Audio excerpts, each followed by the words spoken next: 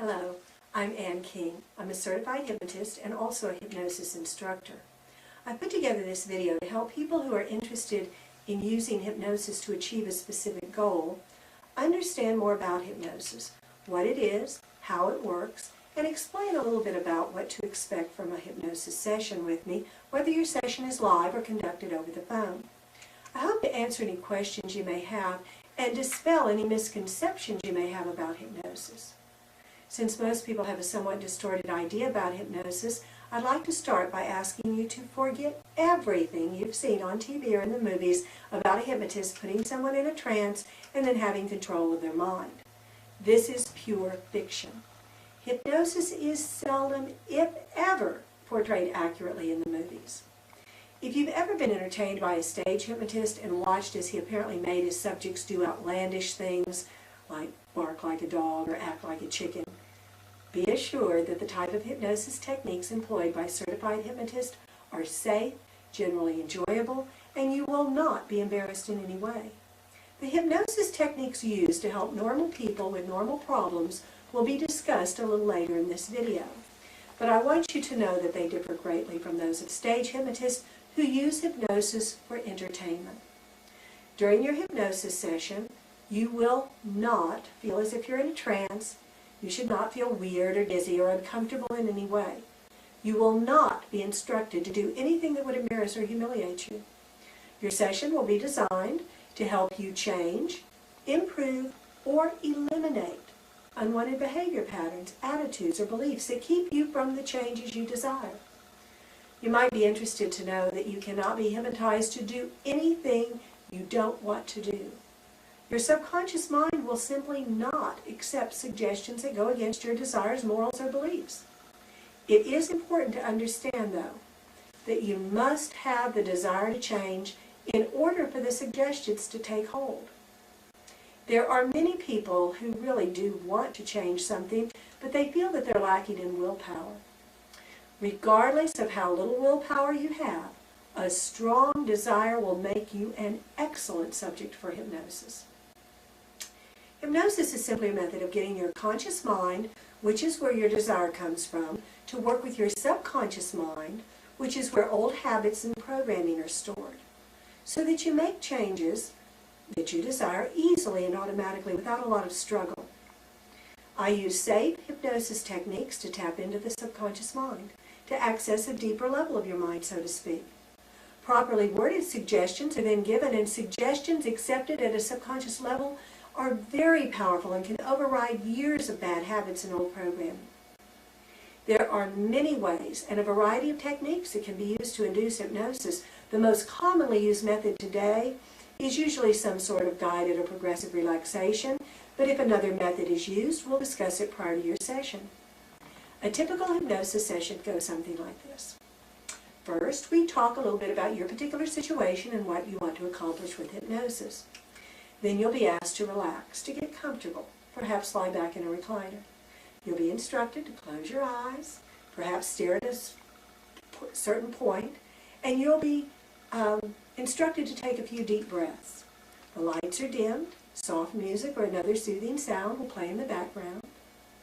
Then you'll just listen to the soothing sound of my voice as I guide you through the relaxation of each part of your body, or induce hypnosis in one of a variety of other ways.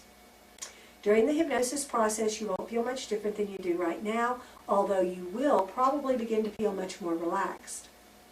But here's the important part. As you relax, you enter into a state of hypnosis. Your brainwave level changes. This is nothing to fear. In fact, all of us experience different brainwave levels every day. I'll use this flip chart to help me explain briefly how brainwave levels work. Right now, you are probably in the beta brainwave level. This is wide awake, fully alert, your normal state of consciousness. Your brainwave levels would look something like this, very tight, confined, and small. When you relax at any time, you enter into an alpha brainwave level. You are in and out of this level several times during the day, like when you watch TV or you relax with in your favorite chair or curl up with a good book. If you've ever switched to automatic pilot while you were driving a familiar route and ended up with no memory of the trip, You were driving while in an alpha level of consciousness. Your subconscious mind was taking over using a well-known habit that had been imprinted on your subconscious mind to drive your car safely to a familiar destination. Alpha brainwave levels look a little less compressed, something like this. Theta is a deeper level, which you enter into when you are even more relaxed. Theta is not asleep, but getting closer to sleep. It's where you are right before you fall asleep at night. When you're in this theta brainwave level, it's harder to concentrate, your mind wanders and drifts, daydreams come and go. Sometimes in the theta brainwave level, you experience involuntary jerks or twitches in your body. You may remember occasions at night when your arm or leg jerked so strongly that it forced you back into a more awake state of consciousness. Theta brainwave levels look even more relaxed, something like this. The deepest brainwave level is delta. This is where you are when you're asleep at night. Unlike alpha and theta, the delta brainwave level involves a complete loss of consciousness. However, only your conscious mind sleeps. Your subconscious mind never sleeps. It's aware of everything being said. The delta brainwave levels look even softer or more flowing, something like this. The object of hypnosis is to get you out of the beta brainwave level into alpha, theta, or delta, at which time your subconscious mind becomes 100 to 300 times more receptive to properly worded suggestions. In these brainwave levels, it's also easier to retrieve forgotten memories, and once tapped, your subconscious mind can often furnish powerful insight and provide answers and solutions to problems. Entering a state of hypnosis simply means entering into an alpha, theta, or delta brainwave level. Now every day, you experience all of these brainwave levels because every night when you go to bed, you pass from beta through alpha, theta, and finally into delta, and on awakening you come out of delta into theta, alpha, and finally fully awake and back into the beta. So where you go in hypnosis is nowhere different than you go several times a day. With hypnosis, the difference is that you are purposely taken out of this beta brainwave level. And once you're in alpha, theta, or delta, communication is initiated with your subconscious mind for a specific purpose. Communication may be initiated through suggestion, the use of visualization or imagery, or by using interactive techniques such as asking questions of the subconscious mind. You have probably never been aware of your different brainwave levels before, so don't expect to be aware of them during your session. Don't expect to feel anything strange during your session. In fact, you will probably only feel one of two ways, and that is awake or asleep, and that's okay. I'm certified through the International Medical and Dental Hypnotherapy Association as well as the National Guild of Hypnotists, and I have the training and expertise to guide you into the proper brainwave level and administer proper suggestions. In fact, hypnosis has been my full-time occupation since 1986. I have well over 2 decades of experience, and I've hypnotized over 15,000 individuals for a variety of issues. I can tell which brainwave level you're in during the hypnosis session by observing certain signs, like fluttering eyelids, rapid eye movement, slowed breathing, softening of certain facial muscles, and those involuntary twitches in your body, all of which you are probably unaware of. Hypnosis is so easy, it's really a lazy man's game. It requires no real effort on your part. You just relax and listen to the background music and my soothing voice, and in most cases, there's no need to try to concentrate on everything being said. It's okay to just let your mind go. Daydream if you want. The part of your mind you're aware of is your conscious mind, but it is the subconscious part of your mind that I'm talking to in hypnosis, and it's aware of everything being said, whether you're consciously paying attention or not. If you're participating in an interactive session, or I need you to stay in lighter levels for any reason, I'll see that you do so during the session. The first time most people experience hypnosis, they tend to be light level subjects, or alpha level. If you stay in a light level, you will probably feel awake, hear everything being said, and be aware of outside noises. This is normal. However, It's also fairly common to have a little voice inside your head saying, this isn't working, I'm not hypnotized, she's giving me suggestions, I'm not ready yet. If you have this little voice, please try to ignore it and know that it is okay to feel awake. Remember that you're in an alpha level when you watch TV, and that level is ideal to receive properly worded hypnotic suggestions. Remember, you're not going to feel strange. After my first hypnosis session, I argued with the doctor for several minutes, telling him I knew it didn't work because I never felt hypnotized, I felt wide awake. He could not convince me that I did fine before I left his office, but you know, that was a stop smoking session in August of 1984, and to this day, I've never had another cigarette. So, don't let the false expectations of what you think it should feel like spoil the experience. You'll do better by just relaxing and letting go. It is necessary for you to cooperate with me since it's impossible to hypnotize anyone against their will. I'll ask you to close your eyes, or maybe focus on a spot, to take some deep breaths. I'll probably ask you to imagine the different muscles in your body relaxing or to think about something specific. By following very simple instructions, it will be easy for you to move into an alpha brainwave level or even deeper. Also, during your session, don't feel that you have to lie perfectly still. It's okay to adjust your body to get more comfortable periodically. It's okay to scratch an itch or cross or uncross your feet. However, it is better if you don't fidget. People that fidget usually have that little voice, this isn't working, I'm not relaxed enough, I'm not ready. If this is the case, just try to lay still and it will be easier for you to achieve the proper levels. When you've reached a desirable level of relaxation, I'll begin to talk to your subconscious mind using words that easily access and trigger the subconscious. There are many ways to work with the subconscious mind, but generally during the first session you'll simply be given positive suggestions to help you make changes you desire and to feel good, and you might be asked to imagine or visualize certain things. Depending on your needs, later sessions may involve getting in touch with deep feelings, recalling old memories, asking the subconscious for answers, etc. These can be discussed in person. One concern people often have is that they will get stuck in hypnosis. They'll go too deep and be unable to awaken. Don't worry. You cannot get stuck.